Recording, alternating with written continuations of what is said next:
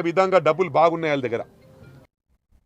కూటమి ప్రభుత్వం అధికారంలోకి వచ్చిన వెంటనే పోలీస్ కానిస్టేబుళ్ల నియామకాలపై ప్రత్యేక దృష్టి సారించిందని డిప్యూటీ సీఎం పవన్ కళ్యాణ్ అన్నారు. ఒకే రోజు భారీ సంఖ్యలో అభ్యర్థులకు నియామక పత్రాలు అందించడం ముఖ్యమంత్రి చంద్రబాబు నాయుడు దూరదృష్టికి, హోంమంత్రి అనిత పట్టుదలకు నిదర్శనమని ఆయన చెప్పారు.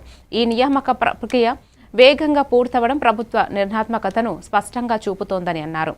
నియామకాలు పొందిన అభ్యర్థుల్లో మహిళలు కూడా ఉండటం ఆనందకరమైన విషయమని పవన్ తెలిపారు.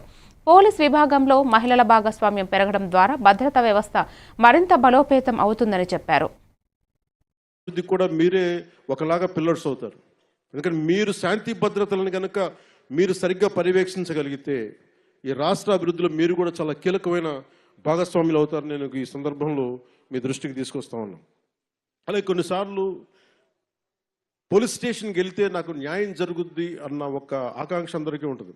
ఒకసారి అది కొన్ని సందర్భాల్లో కొంతమంది వ్యక్తులు వ్యక్తిగత ప్రవర్తన కొన్నిసార్లు చెడ్డ పేరు వస్తుంటాయి.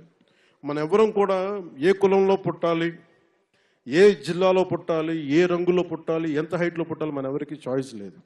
కానీ ఎలా ప్రవర్తించాలి అన్నది మటుకు మన చాయిస్ ఉంటుంది.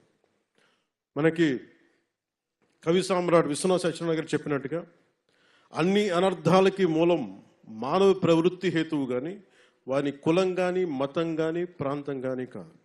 దీన్ని మీరు బలంగా గుండెల్లోకి తీసుకోండి. ఎందుకు చెప్తున్నానంటే ఇది కూటమి ప్రభుత్వం ప్రజల మాన ప్రాణ సంరక్షణ, శాంతి భద్రతల పరిరక్షణ ప్రాధాన్యత ఇస్తుంది. ముఖ్యంగా మహిళల భద్రత అత్యంత ప్రాధాన్యత ఇస్తున్నాం. ఉపాధి హామీ పథకం పేరు మార్పుపై మంత్రి సత్యకుమార్ స్పందిస్తూ కీలక